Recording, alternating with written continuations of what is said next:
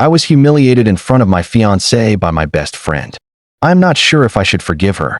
How should I handle this? I will do my best to keep this to as few words as possible.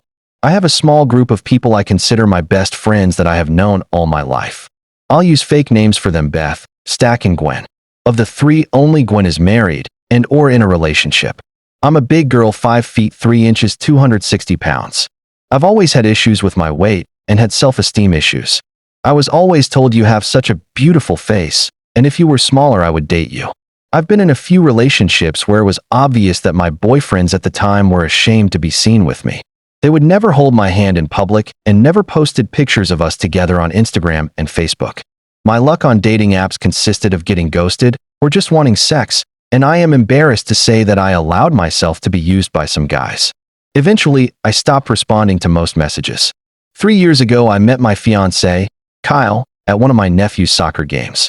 Kyle was the coach and approached me afterwards. He asked me if I was ever going to reply to his message.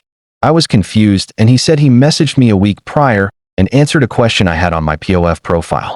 That's when I remembered his message, and I got embarrassed. I told him that I had been busy, and he asked me if I had any plans for later that night. My sister and nephew both liked him and had told me as much. I agreed and exchanged numbers with him, even though I felt like he was out of my league. Kyle is average-sized and in shape. To this day, I don't know why he didn't walk out on me on that date. I got it into my head that he was only after sex and might have some big girl fetish. We met up for an early dinner at a casual Mexican restaurant, and within 5 minutes I asked him, "Are you just looking for a hookup because you have a thing for fat girls?" He shook his head and told me he was interested because of things I listed on my profile, like how I liked soccer, my favorite wine, TV shows, and that my photos I posted showed that I liked to travel. He led most of the conversation and tried to get me to open up and ask questions. He would gently touch my hand from time to time and tried flirting. Somehow, he asked to see me again, and the second date went a lot better. I found out he was a widower that lost his wife and 2-month-old son in a car crash a decade before. He had tried dating off and on for a few years, but nothing serious came of it. He worked in the field I got my degree in, but had no luck getting hired into. Within 3 months, we were officially boyfriend and girlfriend. My friends and family were thrilled, and his family welcomed me, and even his former in-laws, who he still considered family. All except Beth. Beth, when I told her, kept asking me if I was sure about him. She asked if he wasn't just using for sex, which had yet to happen. Then it was, "Well, he probably doesn't want to have sex with you."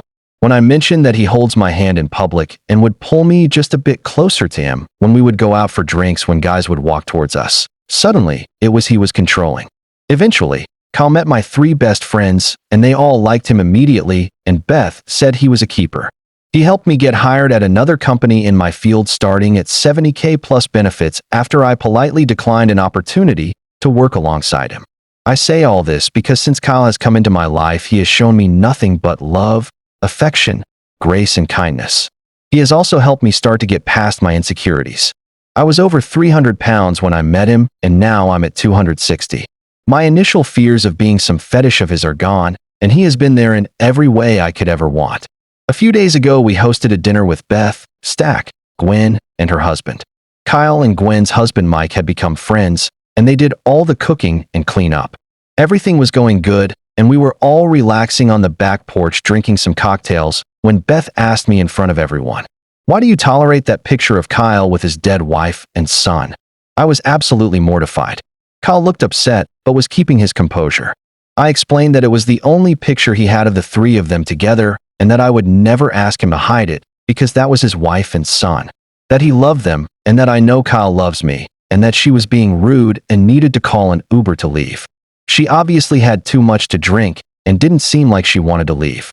Then she absolutely embarrassed me when she brought up a humiliation I had endured with an ex during the lowest point in my life that I hadn't told Kyle about.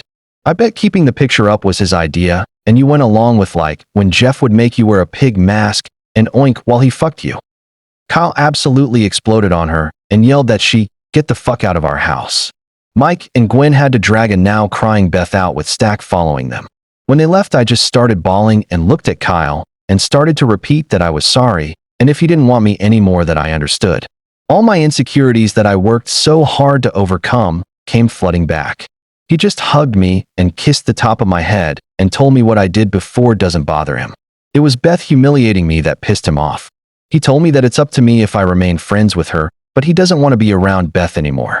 He cleaned up the patio and held me as I fell asleep crying. Today I texted Beth that we needed to talk. We met up for brunch, and she was very embarrassed about her behavior, but I told her I don't think I can be her friend. She then started to blame Kyle for our friendship ending and that he was fucked in the head for making you look at his dead wife and kid. Don't throw away our friendship over him. I got up and paid for my food and left. Gwen and Stace don't want to be in the middle but agree that Beth was in the wrong and that they are happy that I found the love of my life and hope one day things will return to normal. I told them that I won't be upset if they hang out with Beth, but I don't want to be included if she is with them. They were fine with that. Beth was my first friend and someone I always looked up to. She held me as I cried when my first boyfriend left me a week after I lost my virginity to him because he was dared to date me and sleep with me. Now I'm wavering about wanting to give her another chance. We have so much history and amazing memories. Kyle said he would support me either way, but he was a hard no on being around Beth outside our wedding if I wanted her there.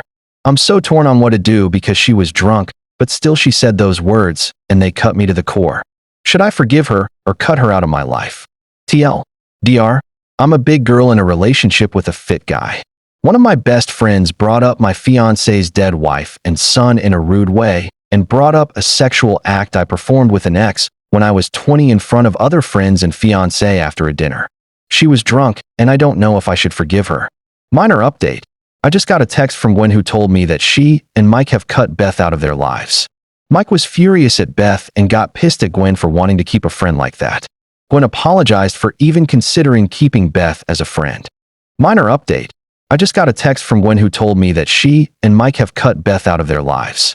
Mike was furious at Beth and got pissed at Gwen for wanting to keep a friend like that. Gwen apologized for even considering keeping Beth as a friend. I will edit the OP to include this. Final update. I've stayed up too late reading and replying to comments. Thank you everyone for the kind words and for helping me realize that Beth doesn't care about me. I'm hurt, sad and angry, and actually pity the woman Beth became.